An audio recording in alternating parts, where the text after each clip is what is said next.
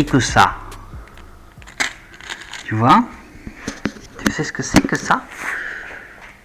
T'as une idée de ce que c'est que ça? Ça s'appelle une crépine. Celles-ci sont neuves. Et la crépine se trouve ici même. Petite crépine qui va filtrer le liquide entrant dans l'injecteur. Donc j'ai deux modèles. J'ai trouvé ce petit objet rare et difficile à trouver. Voilà, je te mets les références. Alors je ne sais pas encore pourquoi il y a du rouge et du blanc. Apparemment c'est la même chose. Et donc, je sais pas quoi faire, vu que j'ai les deux. Donc comment ça s'enlève? Tu prends un petit tire-fond, tu vois, tu fous ça là-dedans, tu visses bien, et là, hop, il est là le bignou. Le bignou il est là. On va se prendre une petite pince de famille, et nous avons le petit filtre d'origine. Voilà. Est-ce que tu vois la diff? T'as compris ou t'as pas compris? Tu vois, on peut voir que le rouge ressemble plus à l'origine que le blanc. Parce que le rouge, il a à peu près la même surface d'ouverture de crépine. Alors que le blanc, il a l'air plus petit. Et dedans, alors ça se verra pas, mais tu vas me croire sur parole.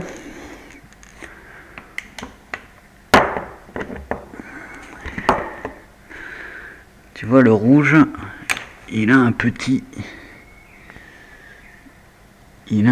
plat ici qui ressemble à celui-ci que je viens d'éclater à cause du tire-fond, tu vois. Alors que le blanc, le machin, il est énorme. Tu vois, il m'inspire moins confiance. Alors ce que je vais faire, c'est que pour le moment, on va passer au nettoyage des injecteurs. Et je vais en laisser tremper deux dans de l'essence pour voir si s'abîment ou s'ils font je ne sais pas quoi. Voilà. Donc maintenant que nous avons notre injecteur sans filtre, on va faire l'opération inverse, c'est-à-dire qu'on va mettre notre petit système ici.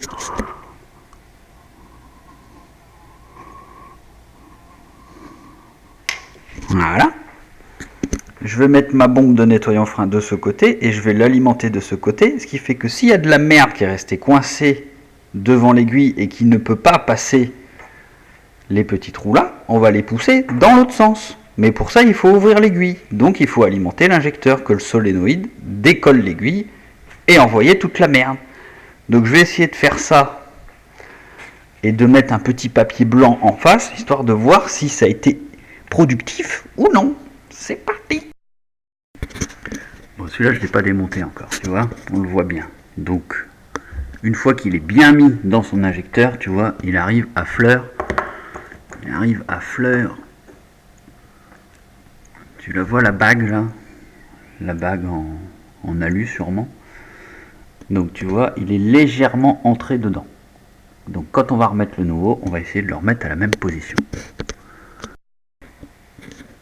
Bon, on est prêt. Il n'y a plus le filtre. J'ai alimenté mon machin sur mon petit truc des familles. Je vais mettre ma bombe là-dedans et on va souffler sur ce petit sopalin tout neuf.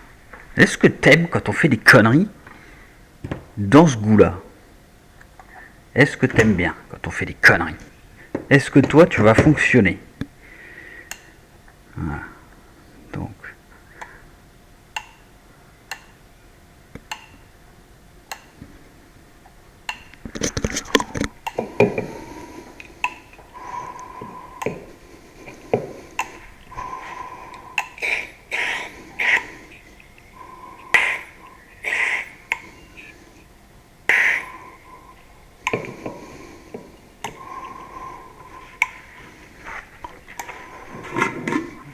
c'était pas très sale. Maintenant, je vais le nettoyer à fond.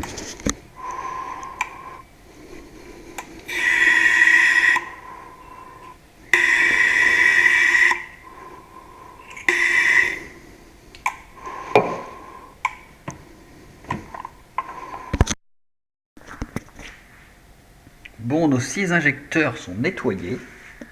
C'était pas très sale, tu vois, je m'attendais à pire. Par contre, on peut voir dans le fond du bocal qu'il y a quand même 2-3 petites merdes. Donc on y a fait quelque chose, c'est sûr. Maintenant,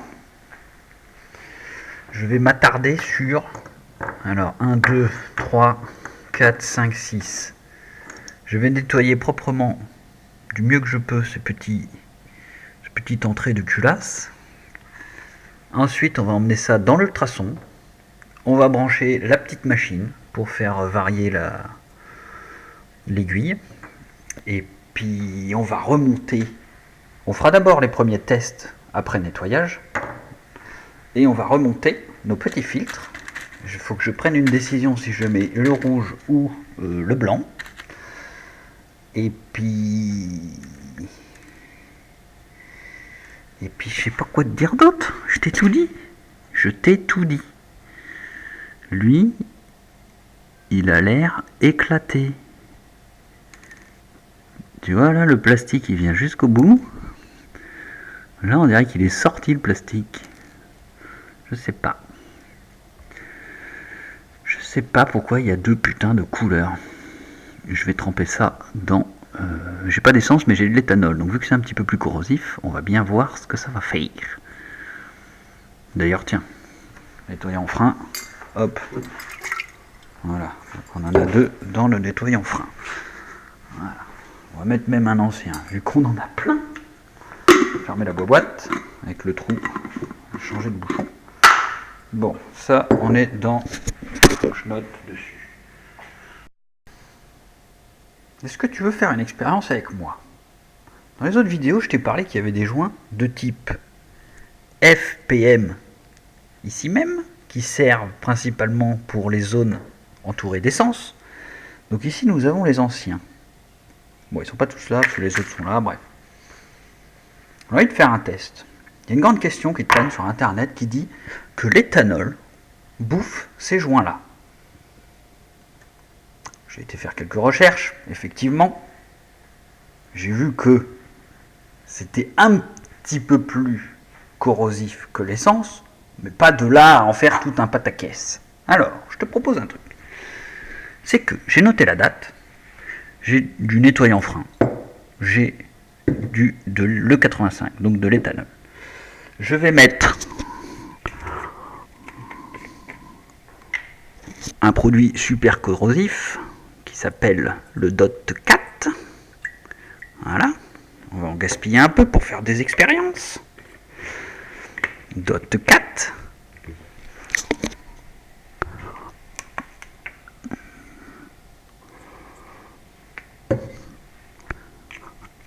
Hop. Et on va y mettre un joint de type FPM, censé résister à l'essence.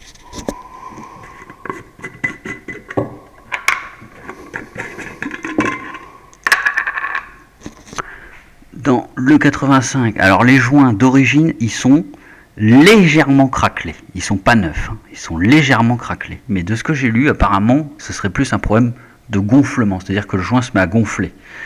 On va en mettre dans le 85, on va en mettre dans du nettoyant frein, et je vais aller chercher un peu d'huile. On va mettre là-dedans. Est-ce qu'il me reste un petit peu d'huile là-dedans? Donc ça, c'est du 10-40. Voilà. C'est con, j'ai pas d'essence. Mais bon, on est censé se dire que ça résiste à l'essence. Donc on s'en bat les couilles un peu. Excuse-moi, excuse mon vocabulaire. On va en mettre, donc, ça c'est joint d'injecteur. Voilà. Ici nous avons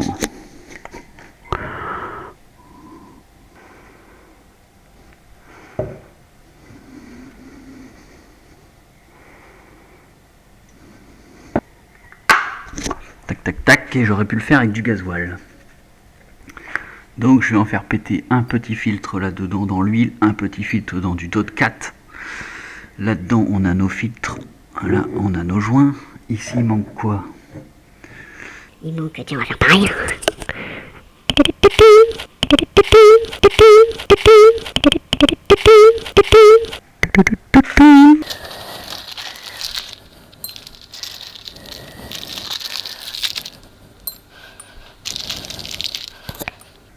Voilà.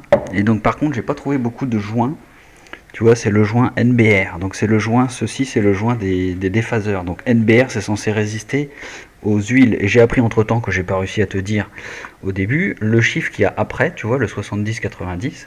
70. En fait ça c'est l'extrusion. Ça veut dire que quand on joint, il est dans un joint torique, c'est un joint qui est rond en coupe. C'est-à-dire que si tu le coupes, ça fait un rond. Quand tu le mets dans un emplacement, l'emplacement n'est pas forcément rond, ça peut être un carré usiné. Et en fait, l'extrusion, c'est le fait qui va se déformer à l'intérieur de son logement, voire à passer le plan de joint. En fait, ça, plus c'est élevé, moins ça s'extrude. Donc moins il est susceptible d'aller rentrer dans le plan de joint, ou de se déformer. Mais bon, moi j'avais trouvé au maximum, c'était le plus haut pour les injecteurs, donc celui-là c'est celui du bas, celui qui va dans la culasse, et celui-là celui du haut qui va dans la rampe d'injection. Donc ici j'ai plus qu'un joint, celui-là est neuf, je vais pas le niquer, tu vois. Donc ça c'est l'ancien joint des déphaseurs. L'ancien joint des déphaseurs, il est relativement sain.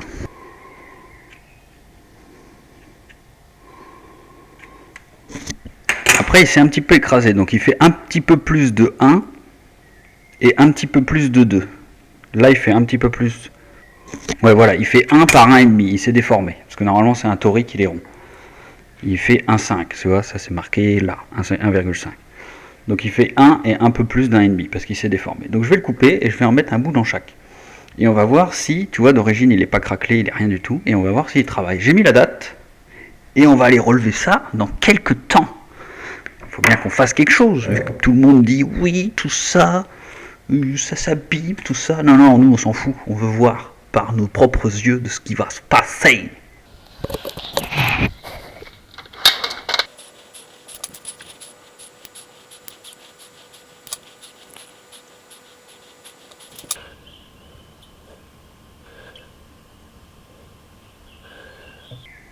Bon, tu as pu noter que je les ai coupés tous de la même longueur pour voir s'il y a une déformation en longueur.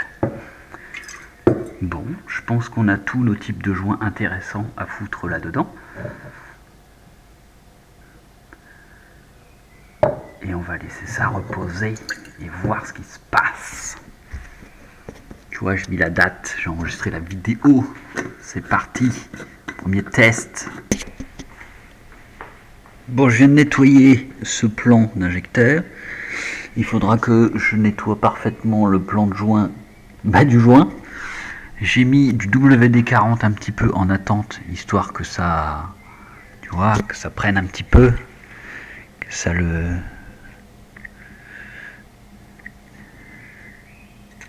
attaque un petit peu la merde, pour en enlever un maximum avant le passage aux ultrasons. Ça crache de l'air.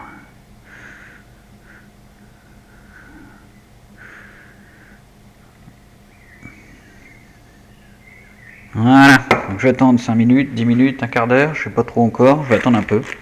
Après avec un petit coton-tige, je vais très légèrement, sans en foutre dans les petits trous, je vais juste racler un coup.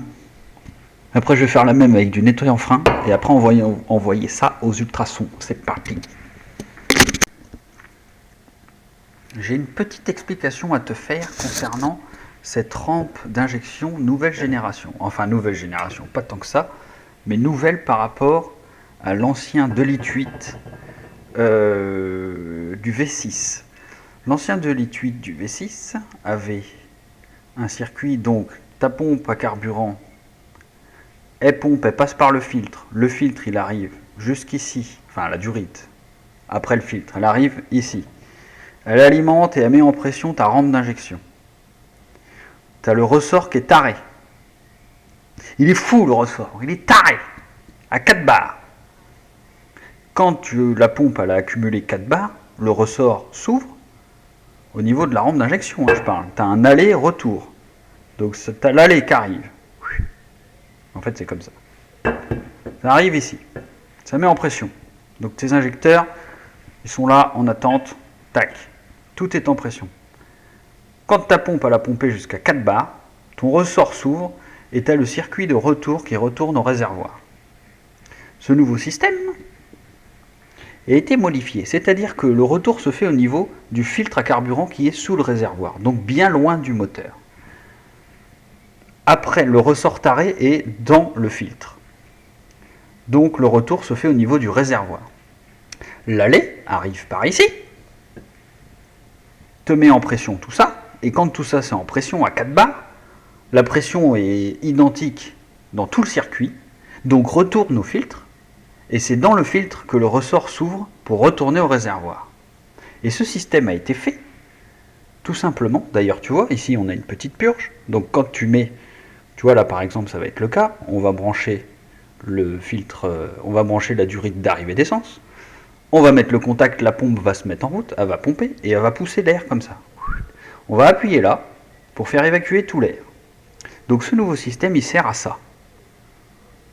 Si l'ancien système te faisait passer le liquide en permanence ici et retourner au réservoir, ça veut dire qu'il était dans l'habitacle moteur.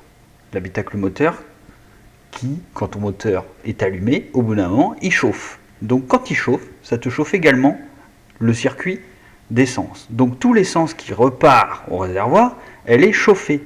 Donc elle fait ça en permanence. Donc en fait, ton réservoir, toute ton essence du réservoir va être chauffée par le moteur.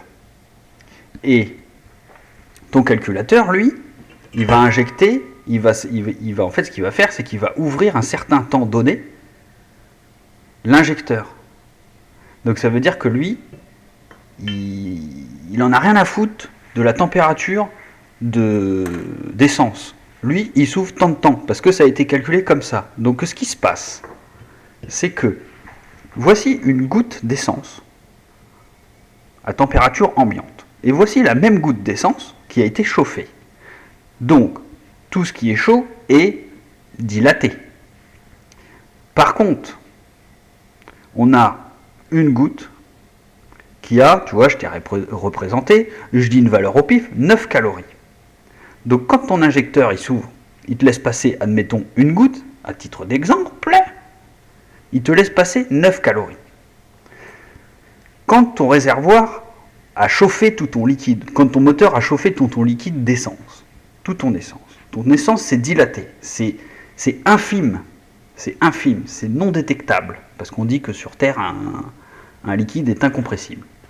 Donc s'il est incompressible, il ne peut pas se dilater, mais il se dilate quand même un petit peu. Ce qui fait que ton injecteur essence chaud, il va vouloir, donc ça c'est à température ambiante, admettons, donc il ne t'a pas chauffé l'essence, tu as bien 9 calories pour une goutte, seulement quand il est chaud, ton liquide s'est dilaté, et sur cette même goutte, tu as toujours 9 calories, parce que c'est le même liquide qui s'est dilaté. Seulement ton injecteur, lui, ton calculateur, il va te calculer une goutte à partir de celle-là. Mais celle-là est dilatée, donc au final, il te manque un petit peu de calories. Donc, tu as une perte de puissance, parce que tu as moins de calories qui arrivent pour une même quantité de gasoil. C'est pour ça que ce système ne retourne pas l'essence dans le réservoir une fois qu'elle est passée dans le moteur. Voilà. Et donc ici, on est sur des injecteurs. Tiens, j'ai ma machine à ultrasons qui chauffe. Tu vois, je vais te montrer. C'est pas du tout le bon injecteur. Mais en gros, ta cosse se branche là. Tu as un inducteur, un induit, qui te fait bouger l'aiguille de haut en bas. Ici, on a bien notre filtre en haut, et ta rampe d'injection vient se fixer en haut. Quand le calculateur commande, il t'ouvre très rapidement l'aiguille qui te fait propulser ta pulvérisation d'essence dans le moteur. Donc ça, c'est un injecteur d'injection directe, ce qui n'est pas notre cas sur le 3 litres 2 V6. Tu vois, je vais te montrer ici. Notre cas, c'est ça. C'est-à-dire que l'injecteur est dans la culasse, il est devant la soupape. Ce qui fait que c'est bien et pas bien, parce que du coup, tu as une perte. L'essence peut se coller un petit peu aux parois. Il passe pas bien, tu vois. Contrairement aux nouvelles injections, je crois que celle-là, ça concerne le 2 litres... 2 litres quoi? FSI. 2 litres FSI. Alors, je crois qu'on a vu une coupe. Tu vois? L'injecteur, il est dans la culasse, mais il est directement dans la chambre de combustion. Ce qui fait que l'essence, elle y va direct. Donc déjà, c'est très rapide. Et t'as pas d'effet d'esquive de soupape, tu vois. Donc la pulvérisation est plus parfaite que dans notre système. Mais bon, nous c'est comme ça, et le seul avantage qu'on a à ça, c'est qu'à chaque fois que l'essence passe devant ta soupape, et ben vu que c'est de l'essence, elle te la nettoie un petit peu, tu vois. Elle te la nettoie un petit peu.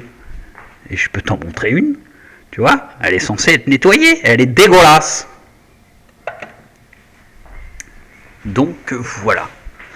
Parce que à chaque fois que ton piston il descend, il aspire, donc il t'aspire quand ta soupape va s'ouvrir, mais quand il repousse en haut, tes soupapes sont censées être fermées, mais tu as toujours un petit passage, un petit résidu qui fait que ta soupape elle ne ferme pas hermétiquement, ce qui te provoque cette dégueulasserie magnifique. Et donc à force, ça se met autour de ton injecteur, ça te bouche un petit peu l'injecteur, et quand c'est nettoyé, tu vois, c'est comme ça. Donc je reviens sur l'injecteur, je vais le plonger dans l'ultrason, plonger totalement, j'espère que je vais pouvoir l'alimenter quand même, malgré qu'il soit entièrement dans l'eau. Et s'il faut qu'il soit entièrement dans l'eau, c'est bien pour que l'eau pénètre ici, remplisse bien tout le circuit, et ressorte là, pour que ça nettoie entièrement le circuit du liquide d'essence. Je sais pas pourquoi je dis liquide d'essence, de l'essence. Voilà, donc tu vois, il faut qu'il soit immergé. Parce que s'il est juste comme ça va me nettoyer que cette partie-là. Celle-là n'est pas censée être sale, mais tant qu'à faire, je vais pas les redémonter demain, tu vois. Donc j'espère que je vais pouvoir tremper ça dans la machine, l'alimenter. Donc on est en faible tension, ça devrait pas trop poser de problème. Je vais tester ça comme ça, on verra bien. Il faut prendre des risques des fois, tu vois. Il faut essayer des choses. N'oublie pas ce petit truc. N'oublie pas ce petit truc. N'oublie pas ce petit truc. Je vais t'apprendre à faire un boîtier pour les TDI grâce à cette petite info. Petite info et mes petites compétences en électronique. Voilà. On va faire un boîtier que j'ai déjà fait pour les moteurs TDI injecteur pompe. Parce qu'il y a un petit capteur à tromper qui ne sait pas gérer ce truc-là. Et donc, tu peux le tromper pour lui faire croire que si, que ça. Et hop, il t'injectera un petit peu plus d'essence grâce à ce phénomène que je t'ai expliqué là. Voilà. On verra ça plus tard, si toutes ces petites vidéos te plaisent. Tu vois, il manque juste l'essence pour faire les premiers tests. Ici, docteur Amésis, tu vois, je suis le savant fou. Bon, on va tenter la connerie. J'ai branché ma petite machine, j'ai mis mon liquide là-dedans. Voilà, et je m'apprête à tremper ça dans l'eau. Alors ça se trouve, ça va fumer.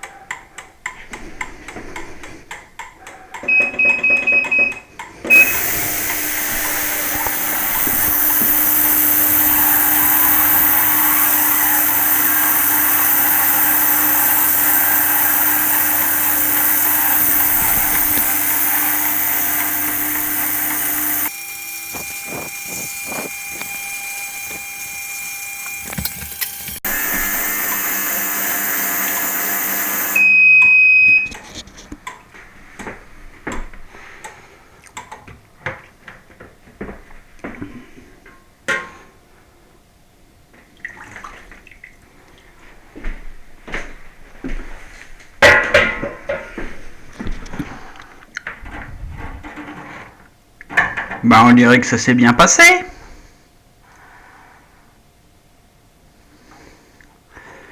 Bon, ça c'est l'injecteur 1-2. Je vais faire 3-4. Et après, 5-6. 10 minutes à chaque fois. Ce qui fera un total de une demi-heure pour tout le monde.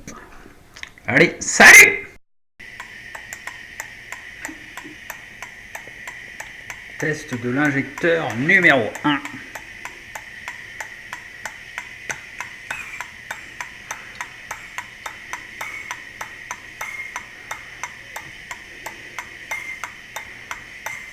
Bon, ça fait toujours de biais. Par contre, on dirait que ça pulvérise beaucoup mieux.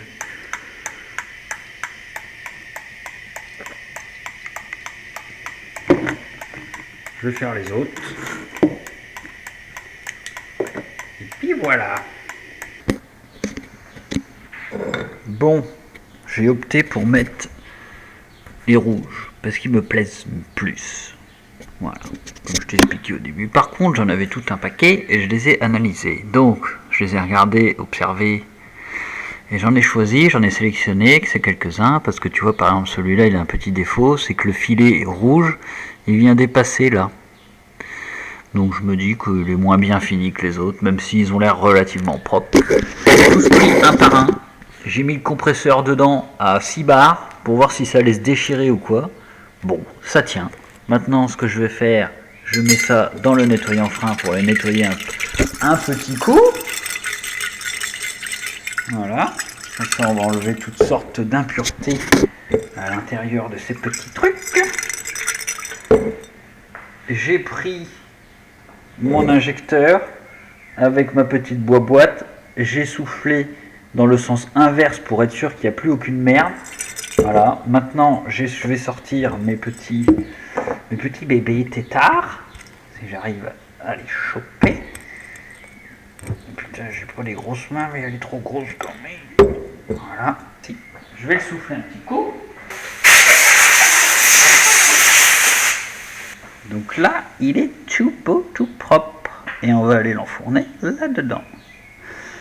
Donc il faut le mettre absolument bien droit. Et ça, après, ça rentre en force.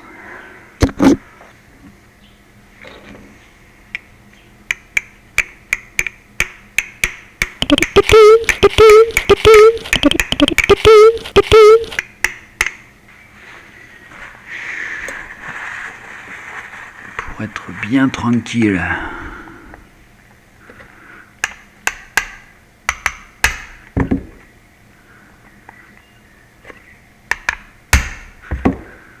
Voilà, tu vois, là, c'est exactement, il est un petit peu plus enfoncé que ceux qu'il y avait d'origine. Et voici cette petite injecteur réfectionnée à neuf.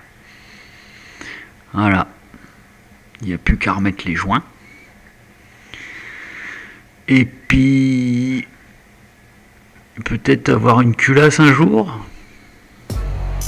Hey, si t'es arrivé jusque là, c'est parce que la vidéo te plaît. Est-ce que tu pourrais lâcher un petit pouce bleu, s'il te plaît? Et est-ce que tu pourrais t'abonner et ne pas oublier de cliquer sur la petite cloche? Sinon tu ne seras pas averti de la prochaine sortie de vidéo.